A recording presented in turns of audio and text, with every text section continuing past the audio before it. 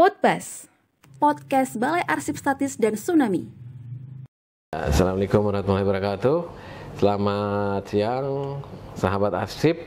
Berjumpa lagi dengan kita, Balai Arsip Statis dan Tsunami, dalam rangka mewawancarai Bapak Kapten Andi Aswad SSI TMMTR M Mars. Nanti kita dengarkan kira-kira apa kepanjangan gelar beliau ini terkait dengan tugas beliau di Distrik Navigasi TPA kelas 2 Sabang. Nah, hari ini kita ingin mengetahui tentang bagaimana tugas dan fungsi Distrik Navigasi TPA kelas 2 Sabang, Kementerian Perhubungan Republik Indonesia yang memiliki fungsi sangat strategis ya di Sabang ini. Nah, selamat siang Pak. Ya, selamat siang Bapak. Mana kabarnya Pak? Kabar baik, alhamdulillah. Alhamdulillah ya Pak ya. Alhamdulillah.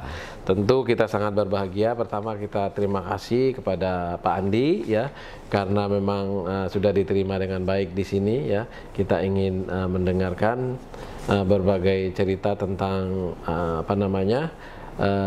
kegiatan Distrik Navigasi TPA kelas 2 Sabang, dan kira-kira itu gambaran distrik navigasi dimanapun ya, hampir sama ya, bukan begitu ya Pak? Siap Pak. Kira-kira gimana Pak? Ini jadi begini Pak, mohon izin, Distrik Navigasi kelas 2 Sabang dulu beroperasi lebih kurang di tahun 1970-an Pak. Dulu itu kami bagian sub dari Distrik Navigasi Belawan Pak. Jadi Distrik Navigasi ini terbagi 3 kelas Pak. Satu Distrik Navigasi kelas 1, Distrik Navigasi kelas 2, dan Distrik Navigasi kelas 3. Untuk Distrik Navigasi kelas 2 Sabang ini, dulu awalnya kelas 3, sekitar tahun 90-an kami naik kelas jadi Distrik Navigasi kelas 2 Sabang. Sedangkan topoksinya sesuai dengan Undang-Undang Pelayaran Pak, bahwa Distrik Navigasi kelas 2 Sabang ini merupakan unit pelaksana teknis dari Direktorat Jenderal Perhubungan Laut Kementerian Perhubungan. Jadi Direktorat Jenderal Perhubungan Laut itu mempunyai unit pelaksana teknis, yaitu Distrik Navigasi yang kelas 1, kelas 2, dan kelas 3, mempunyai unit pelaksana teknis juga KSOP dan KUPP.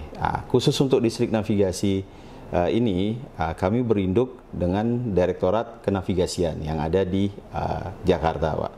Tentu tugas dan fungsinya cukup banyak sesuai dengan aturan kepegawaian yang ada, bahwa tugas fungsi dari Distrik Navigasi kelas 2 Sabang ini meliputi pengamanan sarana bantu navigasi pelayaran, pengadaan sarana bantu navigasi pelayaran. Ya, sarana bantu navigasi pelayaran itu terdiri dari menara suar, rambu suar, pelampung suar. Menara suar yang terkenal khusus di wilayah kerja Distrik Navigasi kelas 2 Sabang ini adalah William Torrens Pak, yang ada di Pulau Nasi, Pulau Aceh. Ya, itu tahun 1875. Jadi secara umum Distrik Navigasi ini topoksinya adalah memberikan keamanan dan keselamatan pelayaran bagi navigator, yaitu menyediakan sarana bantu navigasi pelayaran, memonitor kapal keluar masuk melalui stasiun radio pantai.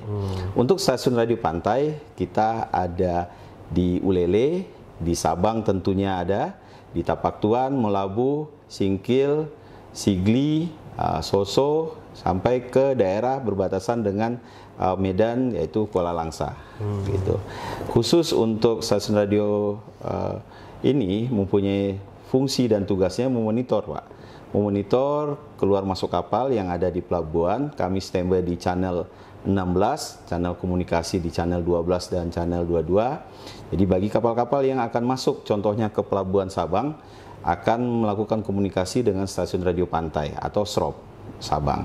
Jadi kemarin juga kami mendukung pariwisata di sini, ada kapal-kapal krus yang datang, kami memonitor dan kami menyiapkan sarana bantu navigasi pelayarannya, memudahkan navigator yang membawa kapal krus khususnya dari luar, yaitu perwira-perwira asing.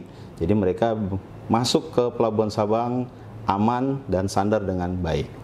Dan juga kami juga mempunyai tugas yaitu melaksanakan penetapan alur pelayaran, yaitu alur pelayaran bagi kapal-kapal yang masuk ke pelabuhan dan yang melintas. Nah, kalau bagi kapal yang masuk ke pelabuhan, kita berkoordinasi tentu tidak sendiri, Pak. Kita menggandeng Direktorat Kenavigasian, Direktorat Kepelabuhanan dengan KSOP, kantor pelabuhan setempat. Nah, dalam menetapkan alur pelayaran. Alur pelayaran ini berguna bagi kapal-kapal memastikan draft kapalnya, Pak. Kalau kapal masuk, draftnya harus sesuai dengan yang mereka layari, sehingga mereka menjadi aman dan keamanan keselamatan pelayaran tetap terjaga dengan baik. Itu lebih kurang topoksi kami. Tentu selain topoksi yang utama, yaitu kami juga mensupport pariwisata yang ada di Kota Sabang dan juga yang ada di Provinsi Aceh. Tentunya tadi salah satunya ada menara suar kami yang terkenal, William Torrens, itu menjadi ikon untuk Aceh tentunya ke depannya. Di William Torrens itu ada apa, Pak, ininya? Yang bisa menunjukkan dia itu peninggalan Belanda dulu ya? Ya, peninggalan Belanda. Ya. Mungkin saya ambil contohnya, Pak, biar enak kita lihat. Ya. William Torrens ini 1875, ini replika dari William Torrens sendiri. Ini dibangun oleh pemerintah Belanda dengan tinggi lebih kurang sekitar 40-an lebih, dan juga menjadi petunjuk bagi navigator yang masuk ke perairan Aceh. Nah, ini merupakan sejarah juga, Pak. Sejarah bagaimana pemerintah Belanda itu masuk ke Aceh. Nah, ini salah satunya yang mereka tinggalkan dan masih kita rawat dan berfungsi baik sampai saat sekarang ini juga, Pak. Gitu, Pak. Ada orang yang tinggal di situ, Pak? Betul, Pak. Ada. Di sini ada penjaga menara suar. Jadi itu pegawai dari Bapak? Pegawai dari Distrik Navigasi kelas 2 Sabang, gitu, Pak. Gitu. Nah, jadi khususnya para pegawai yang tinggal di sini menjaga, merawat, dan memastikan keandalan dari sarana bantu navigasi pelayaran, yaitu menara suar ini, Pak, untuk para pelaut. Nah, untuk bekerja di distrik ini apa aja kualifikasinya, Pak? Kehandalan-kehandalan orang mesti miliki apa gitu, Pak, untuk bekerja di ini, Pak? Sesuai dengan standar yang sudah dikeluarkan oleh Kementerian Perhubungan, di distrik navigasi ini ada, pertama, kalau memang tamatan dari SMA, tentu mempunyai ijazah tambahan kalau memang akan berada di kapal, yaitu ANTD, khusus untuk di dek, dan khusus di mesin juga kita menerima juga, mungkin SMK pelayaran bisa, dan juga kalau khusus yang untuk S1 kita tentu semuanya menerima. Dalam arti kata khusus untuk pelaut tentu ada ATT, ahli teknik tingkat 3, ANT, ahli nautika tingkat 3, ya, itu sekolah pelayaran yang ada di seluruh Indonesia. Khusus untuk jurusan elektro juga kami terima sesuai dengan penerimaan yang dibuat standar dari kementerian, khususnya untuk SDM Kementerian Perhubungan, Pak. Gitu. Dalam rangka melaksanakan kegiatan ini tentu ada kebijakan-kebijakannya ya. Kira-kira kebijakan apa yang dibuat oleh Kementerian Perhubungan itu dalam rangka pelaksanaan distrik navigasi ini nih, Pak? Ya, tentu dari Kementerian Perhubungan ada aturan-aturan, Pak, seperti Peraturan Menteri Nomor 25 tentang sarana bantu navigasi pelayaran. Di situ bagaimana cara merawat, pengadaan maupun pemasangan daripada sarana bantu navigasi pelayaran, baik itu menara suar, rambu suar, dan pelampung suar. Juga ada PM nomor 26 tentang telekomunikasi pelayaran yang mengatur bagaimana tentang suatu stasiun radio pantai itu beroperasi dan bagaimana stasiun radio pantai itu melakukan pemungutan, yaitu pendapatan negara bukan pajak, yang merupakan kewajiban bagi kapal-kapal yang masuk ke pelabuhan akan membayar jasa kenavigasian namanya, Pak. Kemudian ada PM 126 tentang alur pelayaran, bagaimana distrik navigasi itu mendesain alur pelayaran dan bagaimana menentukan alur pelayaran dan jenis-jenis daripada alur pelayaran tersebut, Pak. Nah, ini menarik nih, PNBP-nya seperti apa alurnya itu, Pak? Apa penggunaan jasa PNBP-nya itu seperti apa? Untuk PNBP sendiri, Pak, kami ini memungut namanya jasa kenavigasian, yaitu dari stasiun radio pantai, Pak. Jadi untuk pemungutan sudah ada nomor akun sendiri atau kode billing sendiri. Jadi si pengguna jasa sebelum kapalnya berangkat harus melakukan pembayaran untuk pelayanan yang kami berikan, sehingga melalui kode billing yang sudah disediakan oleh Kementerian Keuangan dilakukan pembayaran masuk ke rekening negara, sehingga menjadi pendapatan negara bukan pajak yang ada di Distrik Navigasi Kelas 2 Sabang dan Kementerian Perhubungan. Nah, untuk sarana prasarananya Pak, apa-apa aja Pak yang memang dibutuhkan untuk keperluan pelaksanaan tusi daripada distrik navigasi ini Pak, sebagai gambarannya? Ya, untuk sarana prasarana yang kami miliki di sini untuk armada Pak, ada 2 kapal, satu KN Antares yang berfungsi sebagai kapal Edge to Navigation, yaitu mengangkat sarana bantu navigasi pelayaran berupa pelampung suar dan rambu suar, dan yang kedua adalah kapal negara Benggala, yaitu kapal yang berfungsi untuk memantau alur pelayaran dan juga mensupport logistik bagi rekan-rekan yang ada di Menara Suar. Dan kami memiliki juga 2 sarana RIP, yaitu kapal cepat berfungsi sebagai patroli terhadap pelabuhan yang ada terdekat, Pelabuhan Sabang dan Pelabuhan Malahiyati. Dan terakhir kami mempunyai survei boat Pak.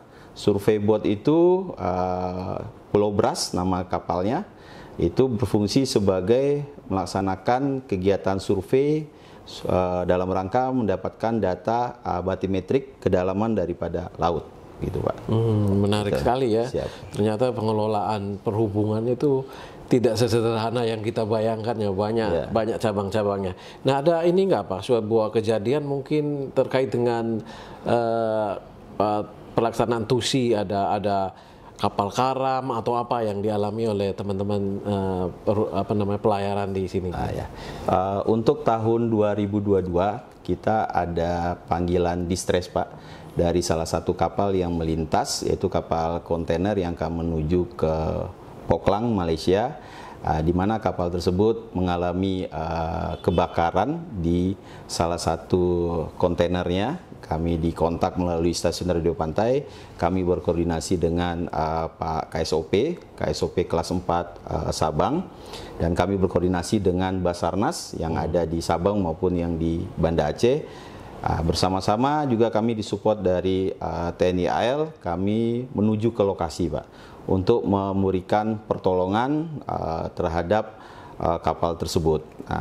Kemudian yang berikutnya adalah pernah ada kejadian, ada kru kapal yang mengalami insiden di atas kapal, kecelakaan kerja di atas kapal, di mana mereka meminta bantuan melalui stasiun radio pantai untuk dikirimkan kapal, dan kita mensupport Basarnas dengan informasi bersama dengan Basarnas dengan kapal KN Benggala kita juga, kita membantu daripada Basarnas dalam mengevakuasi daripada pelaut tersebut sehingga dibawa ke daratan untuk dilakukan pengobatan di rumah sakit di Banda Aceh Pak. Ini dalam rangka tugas dan fungsi distrik navigasi tentu bersinggungan dengan bermacam-macam stakeholder ya Pak. Yeah. Nah, kira-kira bagaimana Pak, stakeholder apa saja yang ada di Sabang ataupun di Aceh ini, dan bagaimana Bapak melakukan jalinan komunikasi dengan mereka itu? Ya, kalau stakeholder kita secara langsung tentu kapal-kapal yang masuk Pak, seperti kapal cruise, kapal tanker yang menuju ke pelabuhan Pertamina, dan kapal yang menuju ke CT3 yang di bawah BPKS. Kami berkoordinasi dengan KSOP kelas 4 Sabang, khususnya yang di Sabang, dan kami juga berkoordinasi dengan KSOP dan KUPP yang ada di Banda Aceh, seperti KSOP di Malahiyati. Jadi kami juga memberikan pelayanan jasa komunikasi yang tadi kami sampaikan, seperti master kabel kepada agen-agen pelayaran yang ada dan perusahaan pelayaran. Itu merupakan komitmen kami untuk melakukan pelayanan dengan baik dan berkoordinasi dengan KSOP dan KUPP yang ada di Banda Aceh tentunya. Kalau Pak Andi itu kan orang Bugis ya. Siap Pak. Orang Bugis itu nenek moyangku seorang pelaut. Seorang pelaut ya. Gimana Pak Andi mengatasi ini, kan Sabang nih Pak, ya, jauh siap. dari keluarga. Jadi apa yang Bapak lakukan di sini? Ya, kalau secara pribadi Pak, tugas ini merupakan suatu amanah ya Pak, amanah kebanggaan, ini ya. Kebanggaan yang harus kita jalankan sebagai Kepala Distrik Navigasi TPA kelas 2 Sabang. Jadi untuk mengisi hari-hari selama di sini kita buat berbagai macam kegiatan Pak. Saya juga khususnya senang olahraga jalan Pak, jalan dan juga badminton. Jadi sama rekan-rekan kita selalu berolahraga. Tentu juga ngikutin tren juga Pak. Kemarin ada sepeda, kita sepeda keliling. Apalagi Sabang ini view-nya pariwisatanya wah cukup luar biasa Pak. Bagus sekali Pak. Jadi sayang kalau tidak kita nikmati pemandangan ini Pak di hari-hari libur di luar jam kantor Pak. Karena ada di sini tidak selamanya kan. Siap. Pasti bergerak lagi kemana-mana. Betul Pak. Nah, sesuai dengan amanah yang kita laksanakan kita akan jalankan. Jadi suka duka jadi seorang pimpinan, ya kita menikmati pemandangan, bagaimana berkoordinasi dengan anggota dan hidup bersosial dengan masyarakat yang ada di Sabang Pak. Mesti tetap survive kan? Survive ya, Pak. Walaupun dalam kondisi apapun kan? Apapun Pak. Harus selalu tersenyum ya Pak? Tersenyum Pak, namanya kita sebagai pelayan kan Pak. Melayani masyarakat, melayani kebutuhan daripada stakeholder, harus kita jalankan dengan baik Pak. Dengan moto terbaru ASN itu apa namanya, ASN berakhlak kan? Berakhlak. Kalau kita sebenarnya ada Pak 5 citra manusia perhubungan. Apa aja itu Pak? Taat kepada Tuhan Yang Maha Esa, cakap dan andal dalam melakukan aktivitas melayani masyarakat, dan berkomitmen untuk menjalankan transportasi dengan baik Pak. Luar biasa gitu. Nah ini pertanyaan kita juga terkait dengan kearsipan nih Pak ya. Kita lihat kan pernah ada juga cerita tadi tentang bahwa distrik navigasi ini ada tahun sekitar 70-an ya. Arsip-arsip sebelum tsunami itu banyak yang hilang ya Pak? Betul Pak. Jadi kantor ini kan lebih kurang kita dari kantor awal itu kan kita kelas sub Pak. Habis itu naik ke kelas 3. Kelas 3 kantornya tidak di sini tapi di daerah Kebun Merica lebih kurang atau di sekitar Pantai Paradiso Pak. Kemudian di gedung ini baru kita pindah di tahun 2002 Pak. Di tahun 2004 terjadi tsunami, ada sebagian arsip yang tidak bisa kita selamatkan, ada sebagian yang bisa kita selamatkan. Dan juga untuk beberapa arsip penting seperti sertifikat, kita berkoordinasi dengan BPN untuk melakukan pembaruan arsip yang kena tsunami tersebut Pak. Gitu. Ya. Kemudian sekarang kira-kira bagaimana usaha Pak Kepala dalam rangka tertib arsip kan? Ada tertib arsip, kemudian ada transformasi digital tentu ya. Kemudian tentu apa yang Bapak lakukan ini bisa tercatat sebagai memori kolektif bangsa kan? Karena kita menjaga kedaulatan negara kesatuan Republik Indonesia di garda terdepan gitu ya Pak. Pak. Jadi untuk arsip sendiri Pak, memang apapun yang kita laksanakan penyimpanan arsip yang lebih daripada 5 tahun kita taruh di gudang Pak. Seperti sebelum ditaruh di gudang, kami melakukan, karena sudah ada teknologi scan ya, kita melakukan scan memang secara manual. Dalam arti kata sebelum kita simpan ke gudang kita lakukan scan, yang bisa kita simpan dalam external memory tapi tidak terlalu besar. Jadi mungkin kedepannya juga Kementerian Perhubungan sudah jalan dengan e-persuratan Pak. Jadi e-persuratan ini kita melakukan disposisi apapun tercatat di e-persuratan Pak. Gitu Pak. Kalau dalam kearsipan namanya aplikasi Srikandi Pak. Aplikasi Srikandi ya Pak. Srikandi nanti. Nanti kita berharap Kepala Badan Navigasi bisa berkunjung ke Balai Arsip Statis dan Tsunami untuk melihat bagaimana penempatan arsipnya, penyimpanan arsip statis yang ada di sana. Jadi mudah-mudahan teman-teman yang ada di Balai Badan Navigasi ini ya, Distrik Navigasi ya, Distrik Navigasi Perhubungan ini bisa berkunjung ke sana dalam rangka melihat tempat penyimpanan arsip di Balai Arsip Statis dan Tsunami.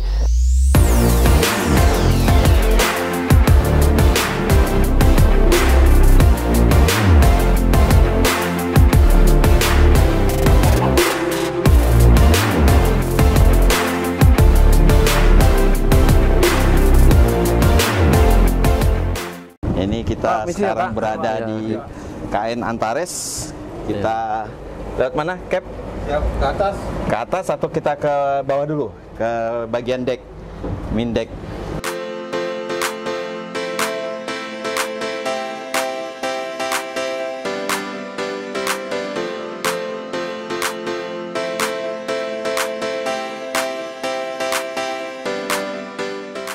Kita berdiri di atas kapal KN Antares.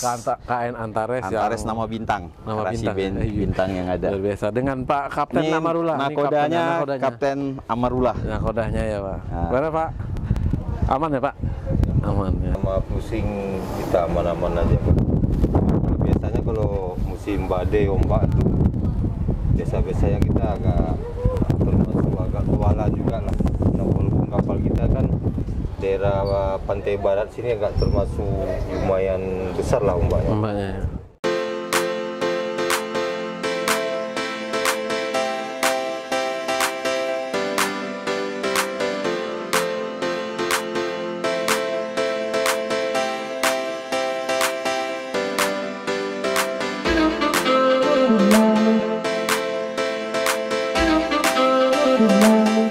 Nah, Pak, ketika tsunami 2004 itu ada nggak perubahan-perubahan ini peta ini? Kemudian ada nggak menara-menara suar yang bergeser gara-gara tsunami itu, Pak?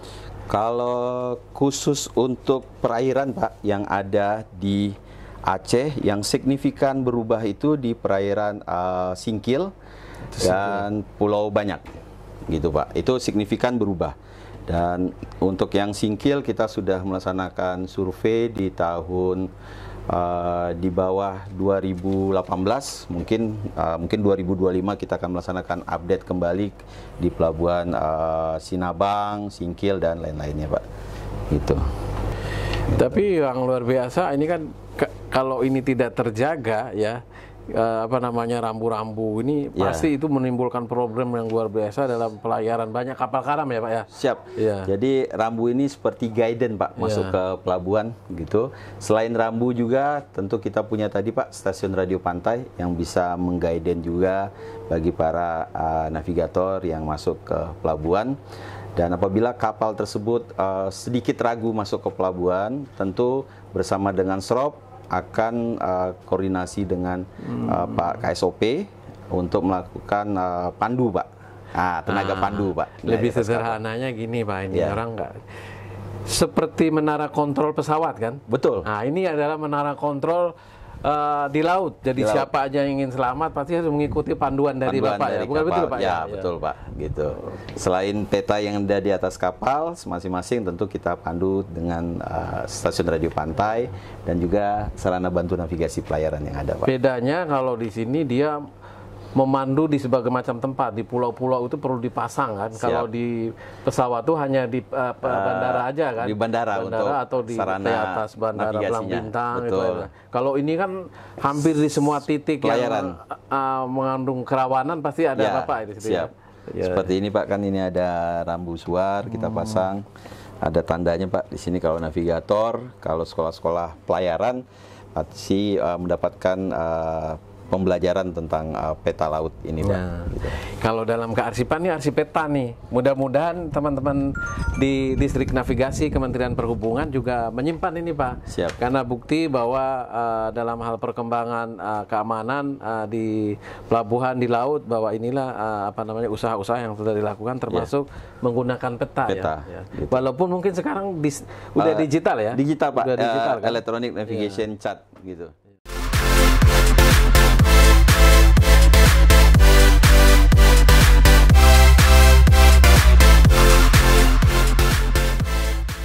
Kala Gifam Asti, waktu adalah jiwa.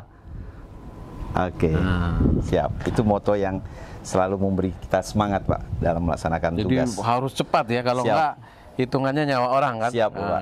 Gitu. Oke, terima kasih banyak kepada Pak Kepala Distrik Navigasi Sabang dan Pak Amrullah selaku Nahkoda kapal KN Antares. KN Antares dan teman-teman yang ada di KN Navigasi atas penerimaannya hari ini. Dengan begitu kita dapat mengetahui ya betapa pentingnya distrik navigasi ini hadir di negara kita ini, di Kementerian Perhubungan, dalam rangka menjaga keselamatan kapal-kapal yang ada di seluruh perairan di Aceh ini. Sampai bertemu lagi, terima kasih Bapak. Siap Bapak, Ya, terima kasih. Sampai jumpa lagi kita. Siap.